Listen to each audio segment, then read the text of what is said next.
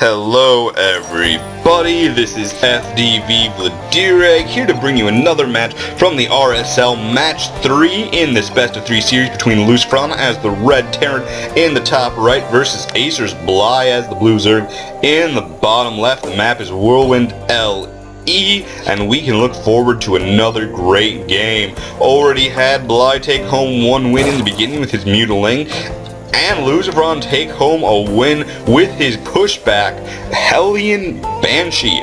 Amazing game. Is my sound is pretty darn loud, isn't it? You know what? Let's just turn this down a tad and continue. Wow, it was like 61%. And continue on with our day. Hey, it pauses when you do that. Interesting. Did not know that. Now, I'm not entirely sure if in the RSL this will force cross spawns. I somehow doubt it, because you know what? I've seen a ton of games, and I always ask that, and they never do force cross spawns. And again, that perfect extractor trick. Love it so much. Either way, wonder what we will be seeing out of these players today. Lucifron, of course, had Banshee Hellion there for a while in that last game, something almost never seen. You almost never see more than a Banshee out of Terran in modern games, but who knows, he could be bringing it back, especially with the new buff to Banshees. I do not mind that at all. And Bly, what will you come out with today, my favorite Zerg player? Whew. Cannot wait. Barracks, of course, coming down. Everything is normal. There is the hatch first as well. Hard, you know, now here's the thing. I almost want to talk a little bit about trying to be a caster. Trying to be, you know, amateur casting. In this situation right here, how do you make a barracks exciting? It's not proxied.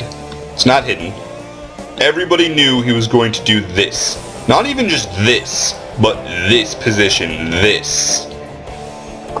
I mean, I've already seen 2 matches in a row where he did this, and even if even if I hadn't seen it, if I just said he's Terran facing Zerg, this is what would happen. I mean, well, not in a row, actually. He did go Command Center first on Akalon Wastes, which I found much more interesting, but not totally. And does this block his gas? I feel like that blocks his gas. Eek. You know what? We'll have to find out later. I will look in the income and we will find out if that does indeed hurt his gas income. Oh, it's like there should be like a straight line there. It's hard. It's so hard to tell with that. Anyway, not totally important right now, but little things like that do make a huge difference at this level of play. Here comes the scout. We'll be finding the hatch first. Not too much of an issue. All of that also expected on this map. Can very expect a lot of macro play on this. We do see the reactor once again. Now, how do you make this exciting? You know? The reactor and the factory. Now, I can make Banshees exciting, because you don't see Banshees often. But we knew he was going Hellion. How does somebody do that? I don't know. It's like, it's caster meta. How's that for crazy? But it's an interesting thought. When one is, you know, talking about this is how a game begins, how do you make it interesting when everything is proceeding according to normal? It reminds me of the stories Day9 and Husky would sometimes say about PvP, when it was just like, well, this could develop into Void Rays if the 4-gate fails. So yeah, you know, PvP, of course, is a very interesting matchup these days. ZvT as well, always my favorite. TvZ, I don't know. It gets interesting later. Let's put it that way. Either way, starport is on the way. Hellions are complete. There's a reactor coming down. Looks like that will be for the starport. Then maybe we'll be seeing more of a bio play. Or we could be seeing Hellbat drops, probably Hellbat drops and a little bit of bio. I almost never see Terran also not do drops. And by the way, did he almost delayed that hatch with that Reaper, which would have been just sort of amazing. Yeah, it's always very interesting to watch these games, especially delaying tactics, and we have Hellions in the main base all of a sudden. Now remember what I said before, normally Zerg stops these before they even make it in. All of a sudden with them in, it's a whole different ballgame, but there's the surround. That's a big weakness of Hellions. Hellions is that if they get surrounded, they lose a lot of their effectiveness because they aren't in a line, so you don't get the area of effect damage. And they don't have much health to begin with. So that sort of weakens it. On the other hand, he did certainly get some worker kills there. 4. That means that mineral for mineral, he traded with the Hellions perfectly. But he would have liked to have done more. 4 kills certainly does put him slightly ahead for that engagement with what he did. But I would not call it a resounding victory. Still scouting with those Reapers. We'll be examining this third base here. Is not complete. That Queen, of course, is moving. Oh, denying the tumor. Nicely done, Lucifron. You are a great Terran. I mean, okay, fine. I don't like you as much as I like MMA, but I like you a lot. You're a good guy. I like you. You're good. Either way, everything proceeding according to plan. Bunker is there. We are going to be seeing these medevacs move right on through. Going to be spotted at the outskirts of this base by Bly, but will he be able to stop it? Does he have? He does not have almost any units, so this double Hellion or double Hellbat drop is going to be a bit of an issue. We do have roaches now coming out, but will there? Now there's definitely enough all of a sudden to handle this area, but we do have the other drop going on here, taking out that Queen, and of course they just lift right off. He needs to defend his main base now, or he's going to be in trouble as the boost goes in. There's the Spore Crawler doing some damage. We are going to lose a couple of drones here, and the Queen is going to be going after that medevac. Don't know if it will be able to take it out. I doubt it because of that boost.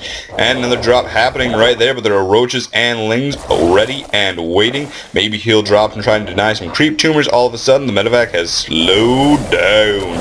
I've always wondered why they don't heal inside the medevac. I always thought that if there's one thing that should happen, they should heal inside medevacs, because that would just be totally baller. Either way, we are going to lose a couple of these Hellbats. Don't know if lose a Hellbat. Thought he lost a second there. Interesting that they are healing the Hellbats. You see the cancel going down. Actually, I was talking about how tough these cocoons are. Not tough enough, these Hellbats. Actually, that might not have been a cancel, actually. Come to think about it, that Hellbat is going to die. Does get one hit on the Roach. Not really doing any damage. I think we are going to lose this medevac if he isn't careful. Just in the red. It can barely even hold itself, but he has been able to get a third base up during all of this, and quite a bit of Hellion Marauder, or Hellbat Marauder. I can't say Hellbat for some reason. Either way, going to be an interesting thing to watch. Of course, on the other hand, we might be seeing Hydralisk, which would be or even Mutalisk play. Probably not Mutalisk play, but oh my gosh, this harassment is still continuing. That medevac is so close to dead. Just gonna get, oh no, not even going to happen. That Queen does take it out as it tries to boost out. Oh my gosh, sorry medic, you are dead. Either way, it's a small force, but a very strong one there. Do you see these roaches moving out? They will not be able to do anything versus the force that they have here. Hellbat Marauder does very, very well versus roaches. I mean, Marauder does well versus roaches anyways. Hellbats are, I've always said, are an interesting unit because of how they could theoretically be used versus roaches. Either way, and that's discussion for another day. We do see these roaches. We're going to be seeing if they can try and move in and be spotted by that medevac. There goes the stim, not going to let them run up there. And I feel like he's going to lose all of these roaches all of a sudden. Oh, no, he does manage to save a few. Where did that medevac disappear? There we go. There you are, medevac, disappearing off into that corner. We'll be trying to drop on the main base of Bly. We do have a lot of good production coming out here. We have the medevacs, have our Marine and Marauder, so it's sort of a I'm going to call this bio. Even though that's a tech lab coming down there, we're going to call this bio because Hellbats are bio. And of course, there is the drop attempting to happen. Do not think there'll be any effect whatsoever because Bly can handle drops because he's Bly, and that's how Bly do. Either way, we do have a little bit of a push coming here. Not the entirety of the army, just a bunch of Marines will be able to take that tower and start to deny the creep spread, which was the goal to begin with. Very important to do this, as it will keep those roaches slow, and a drop, of course, going on in the main base here. Oh my goodness, always dropping. I love how they can multitask so well in these games. Bly isn't even reacting to this, just letting him rip these crypt tumors. They're in a gang, okay? They don't like the bloods.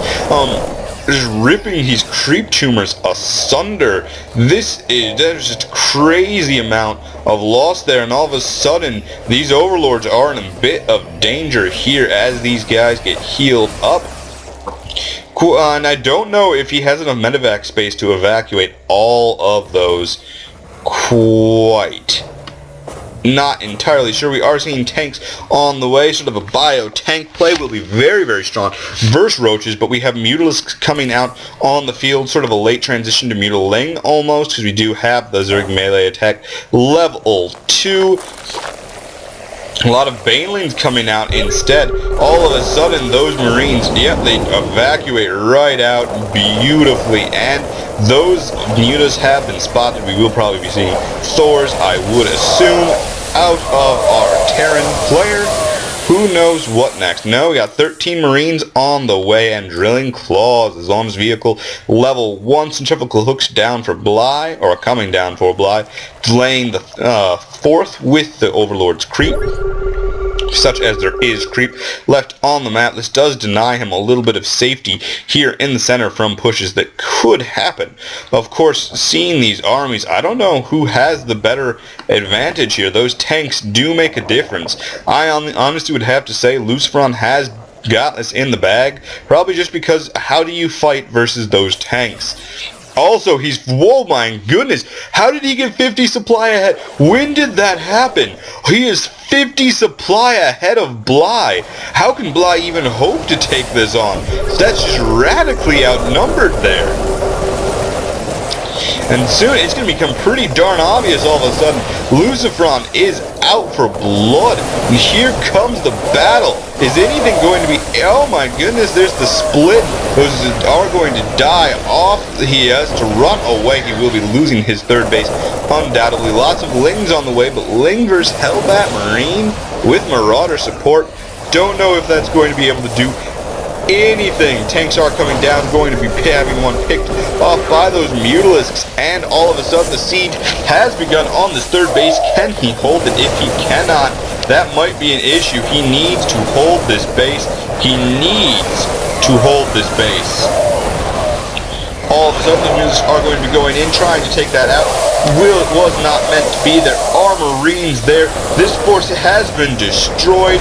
He has lost this battle. I don't know if he can recover from this. I do not think so. There is the GG from Bly. Bly losing the first time in this tournament, or losing a set for the first time in this tournament. And Lucifron moves on up. This has been FDV Vladerag.